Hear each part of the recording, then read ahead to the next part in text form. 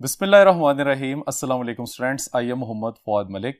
Students, हम chapter number 15 के short questions कर रहे थे, जिसमें आज हमने क्वेश्चन नंबर 7 से स्टार्ट करना है। तो आइए आज का लेक्चर शुरू करते हैं। Students, this is a statement of question number 7। कहता है figure shows a coil of wire in X Y plane with the magnetic field directed along Y axis. हमारे पास एक कोऑर्डिनेट एक्सिस है जिसमें एक यूनिफॉर्म मैग्नेटिक फील्ड है जिसकी डायरेक्शन वाई एक्सिस के अलोंग है, और इसमें हम एक कॉइल को प्लेस करते हैं एक्स वाई प्लेन में। Around which of the three coordinate axis should the coil be rotated. तीनों कोऑर्डिनेट एक्सिस में से किस कोऑर्डिनेट एक्सिस के गिर्द कॉइल को रोटेट करवाया जाए in order to generate an EMF and a current in the coil, ताकि कॉइल में ईएमएफ और करंट जनरेट हो सके। तो स्टूडेंट, सबसे पहले देखें, हमारे पास एक कोऑर्डिनेट एक्सिस है जिसमें मैग्नेटिक फील्ड की डायरेक्शन वाई एक्सिस के अलोंग है, और इसमें हमने एक कॉइल को प्लेस किया हुआ है एक्स वाई प्लेन में। स्टूडेंट्स, हमने यहां पे यह बताना है कि किस एक्सिस के अलोंग कॉइल को रोटेट किया जाए तो उसमें ईएमएफ इंड्यूस होगी, और ईएमएफ इंड्यूस होने की कंडीशन का हमें पता है कि लूप में से या कॉइल में से मैग्नेटिक फ्लक्स चेंज होना चाहिए। तो स्टूडेंट्स, सबसे पहले हम जेड एक्सिस के अलोंग कॉइल को रोटेट करते हैं, तो यहां पे हमें क्लियरली नजर आ रहा है कि मैग्नेटिक फ्लक्स जो कि लूप में से पास कर रहा है उसकी वैल्यू 0 है और वो कांस्टेंट है, which means that there is no rate of change of magnetic flux। और अकॉर्डिंग टू फैराडेज लॉ, जब आप लूप को जेड एक्सिस के अलोंग मूव करवाएंगे तो इसमें किसी किस्म की ईएमएफ इंड्यूस नहीं होगी। अब स्टूडेंट्स, हम इस लूप को वाई एक्सिस के अलोंग रोटेट करवाते हैं। तो स्टूडेंट्स, वाई एक्सिस के अलोंग जब आप लूप को रोटेट करवा रहे हैं तो इस सिचुएशन में भी हमें क्लियरली नजर आ रहा है कि लूप में से मैग्नेटिक फ्लक्स पास नहीं कर रहा और इसकी वैल्यू कांस्टेंट है। So rate of change of magnetic flux is equal to 0 and the induced EMF is also equal to 0। अब हम इस लूप को एक्स एक्सिस के अलोंग रोटेट करवाएंगे। तो स्टूडेंट्स, जैसे ही हम एक्स एक्सिस के अलोंग लूप को रोटेट करवाना शुरू करते हैं तो इस सिचुएशन में लूप में से पास करने वाला मैग्नेटिक फ्लक्स मैक्सिमम है, और फर्दर रोटेशन में मैग्नेटिक फ्लक्स की वैल्यू 0 हो रही है and once again magnetic flux फिर से इंक्रीज कर रहा है। यानी कि हम कह सकते हैं कि अगर आप लूप को एक्स एक्सिस के अलोंग रोटेट करवाते हैं तो इसमें मैग्नेटिक फ्लक्स कंटिन्यूअसली चेंज हो रहा होता है। And according to Faraday's law हमें यह पता है कि अब ईएमएफ भी इंड्यूस होगी क्योंकि लूप में से मैग्नेटिक फ्लक्स चेंज हो रहा है। तो students, it is the x axis along which जब भी हम लूप को रोटेट करवाएंगे इस सिचुएशन में तो ईएमएफ इंड्यूस होगी और लूप क्लोज होने की वजह से करंट भी प्रोड्यूस होगा। तो आइए स्टूडेंट्स, अब हम इस क्वेश्चन का आंसर लिखते हैं।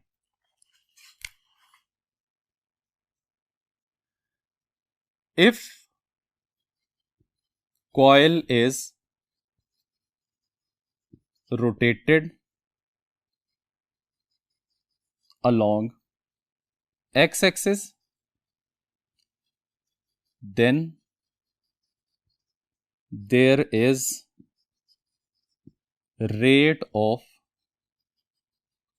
change of magnetic flux occur through the coil. According to Faraday's law, E is equal to minus n delta phi divided by delta t.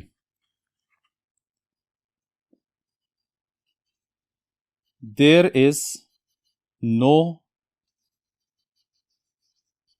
change in flux when coil is rotating along y or z axis, so there will be no induced EMF और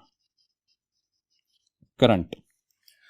आइए students, अब हम next question की तरफ चलते हैं। Students, this is a statement of question number 8। कहता है how would you position a flat loop of wire in changing magnetic field so that there is no EMF induce in the loop. अब वो कहता है कि आपने एक changing magnetic field में लूप को किस तरह से प्लेस करना है कि उसमें किसी किस्म की ईएमएफ इंड्यूस ना हो। तो फ्रेंड्स उसके लिए देखिए, सपोज करें कि हमारे पास ये एक ऐसा रीजन है जिसमें मैग्नेटिक फील्ड वेरिएबल है। इसमें हम लूप को इस तरह से प्लेस करते हैं कि कोई भी फील्ड लाइन लूप में से पास ना करे। मतलब हम लूप को मैग्नेटिक फील्ड लाइंस के पैरेलल प्लेस करेंगे या direction of the loop magnetic field के परपेंडिकुलर होनी चाहिए। अब स्टूडेंट्स इस सिचुएशन में फ्लक्स की वैल्यू थ्रू द लूप 0 है, जिसकी वजह से अगर हम चेंज इन फ्लक्स कैलकुलेट करते हैं तो वो भी डेफिनेटली क्या आएगा, 0 के इक्वल आएगा।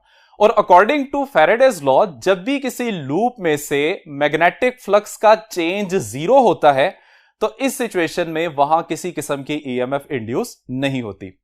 तो स्टूडेंट्स आइए अब इसका आंसर लिखते हैं। If loop is placed parallel to magnetic field, या हम कह सकते हैं if direction of loop is perpendicular to magnetic field. तो स्टूडेंट्स चूंकि ये दोनों सिचुएशन सेम है, इस वजह से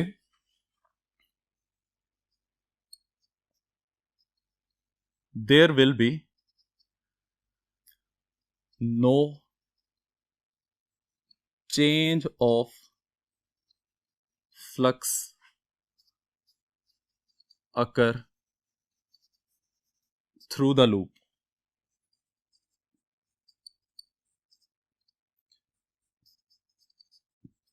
According to Faraday's law,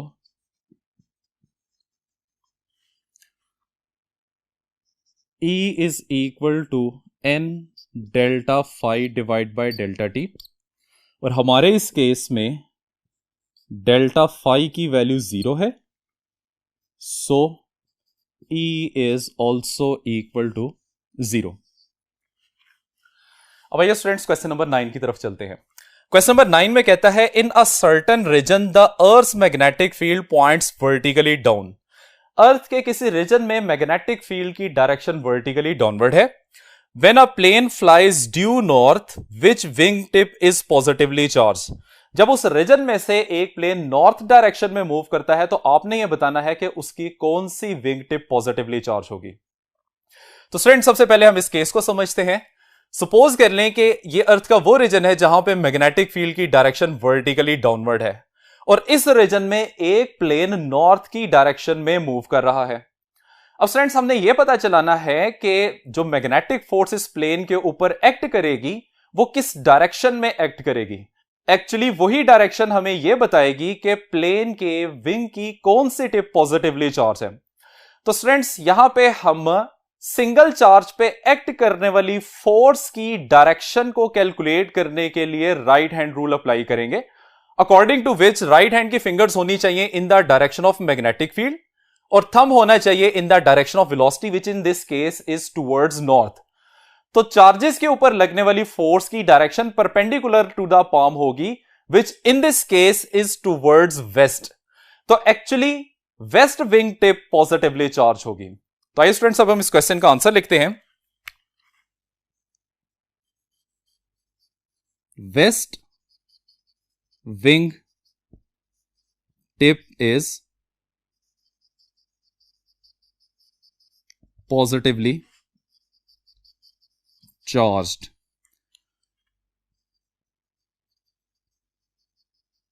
according to F is equal to Q into V cross B,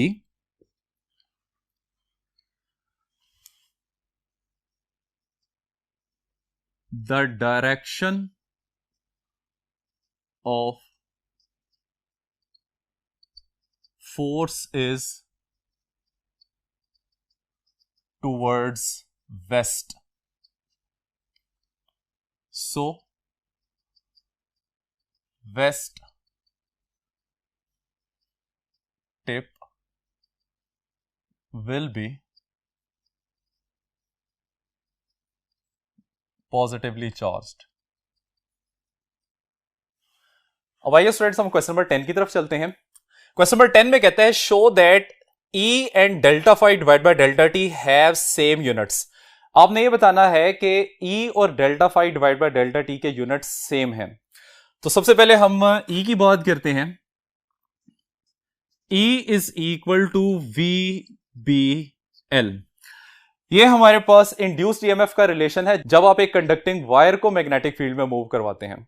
अब स्टूडेंट्स इसके मुताबिक अगर हम देखें E is equal to velocity का यूनिट होता है मीटर पर सेकेंड, मैग्नेटिक फील्ड का यूनिट होता है न्यूटन पर मीटर पर एम्पियर और लेंथ का यूनिट होता है metre.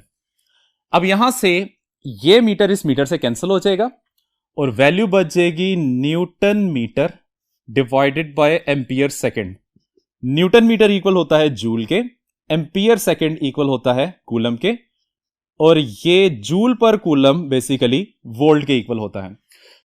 According to this relation हमारे पास इंड्यूस्ड ईएमएफ जो है वो इक्वल होगी वोल्ट के. अब स्टूडेंट्स हमने secondly delta phi divide by delta T का रिजल्ट देखना है कि ये किसके इक्वल आता है. So delta phi divide by delta T that is equal to, this is magnetic flux, इसका यूनिट होता है weber divided by delta T time है, ये सेकंड के इक्वल आ जाएगा. अब वेबर इक्वल होता है न्यूटन मीटर पर ampere divided by second as it is. इसको हम अरेंज करके लिखें तो delta phi divide by delta T that is equal to newton metre divided by ampere की पावर -1 है, ये नीचे आ जाएगा एम्पियर सेकंड. तो न्यूटन मीटर इक्वल होता है जूल के, एम्पियर सेकंड इक्वल होता है कूलम के. तो hence delta phi divide by delta T के यूनिट्स भी वोल्ट्स बनते हैं. और स्टूडेंट्स इन दोनों रिलेशंस के मुताबिक ये बात क्लियर हो रही है कि जो यूनिट ई के हैं वही unit delta phi divide by delta T के हैं. अब आइए स्टूडेंट्स क्वेश्चन नंबर 11 की तरफ चलते हैं. क्वेश्चन नंबर 11 में कहता है when an electric motor such as an electric drill is being used does it also act as a generator. जब आप एक इलेक्ट्रिक मोटर जैसा कि एक ड्रिल मशीन होती है उसको रन करवाते हैं तो क्या वो जनरेटर की तरह एक्ट करती है. इफ सो अगर ऐसा है what is the consequence of this, इसका नतीजा क्या निकलेगा. तो स्टूडेंट्स एक बात आप लोगों को पता है कि जनरेटर और मोटर कंस्ट्रक्शन में सेम होते हैं. जब भी आप मोटर को रन करवाते हैं तो उसमें एक्चुअली एक आर्मेचर मैग्नेटिक फील्ड में रोटेट कर रहा होता है और फैराडेज लॉ के मुताबिक जब भी किसी आर्मेचर में से या कॉइल में से मैग्नेटिक फ्लक्स चेंज होता है तो उसमें ईएमएफ भी इंड्यूस होती है which is basically the working principle of generator. तो इसका मतलब यह है कि जब भी एक मोटर को आप रन करवाते हैं तो वो एक जनरेटर की तरह बिहेव कर रही होती है. तो स्टूडेंट्स आइए अब इसका आंसर लिखते हैं. Yes when an electric motor such as an electric drill is being used, it also act as generator because armature is moving in magnetic field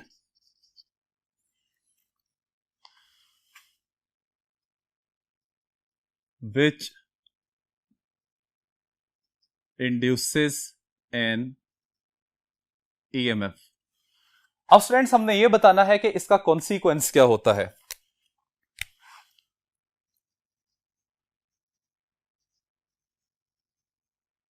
consequence, अब जैसे ये मोटर जनरेटर की तरह एक्ट करेगी तो इसमें एक बैक ईएमएफ भी इंड्यूस होगी और उसके मुताबिक हम लिख सकते हैं कि it limits the current in the coil, और mathematically I is equal to V minus E divided by R। जिस फॉर्मूला के मुताबिक हमें यह बात पता है कि जितनी बैक EMF की वैल्यू बढ़ेगी कॉरेस्पॉन्डिंग करंट उतना ही कम होता जाएगा। आइए स्टूडेंट्स, अब हम क्वेश्चन नंबर 12 की तरफ चलते हैं। क्वेश्चन नंबर 12 में कहता है can a DC motor be turned into DC generator, क्या डीसी मोटर को डीसी जनरेटर में कन्वर्ट किया जा सकता है? What changes are required to be done, हमें इसमें कौन सी तब्दीलियां करनी पड़ेंगी? तो स्टूडेंट्स, आप लोगों को पता है कि जनरेटर और मोटर की कंस्ट्रक्शन बेसिकली सेम होती है, तो इस वजह से एक मोटर को जनरेटर में कन्वर्ट किया जा सकता है। तो ये इसका आंसर बनेगा yes, DC motor can be converted into DC generator because both are same in construction। अब हमें क्या चेंजिंग्स करना पड़ेंगे?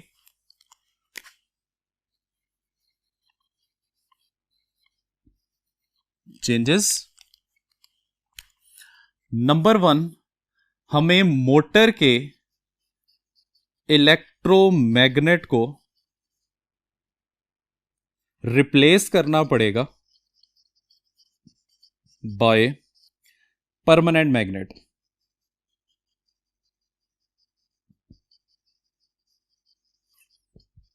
मोटर में इलेक्ट्रोमैग्नेट्स यूज होते हैं, जबकि जनरेटर में हम परमानेंट मैग्नेट्स यूज करते हैं। सेकेंडली कहता है कि बैटरी जो कि मोटर को चलाने के लिए इस्तेमाल की जाती है, that is replaced by load. और नंबर 3, रोटेट करना पड़ेगा आर्मेचर को मैकेनिकली, रोटेट आर्मेचर मैकेनिकली। तो स्टूडेंट्स, ये वो 3 बेसिक चेंजेस हैं जो कि आप मोटर में करेंगे तो वो एक जनरेटर में कन्वर्ट हो जाती है। तो स्टूडेंट्स, यहां तक है हमारा आज का लेक्चर। उम्मीद करते हैं कि आपको समझ आ गया होगा। इजाजत चाहते हैं, अल्लाह हाफिज।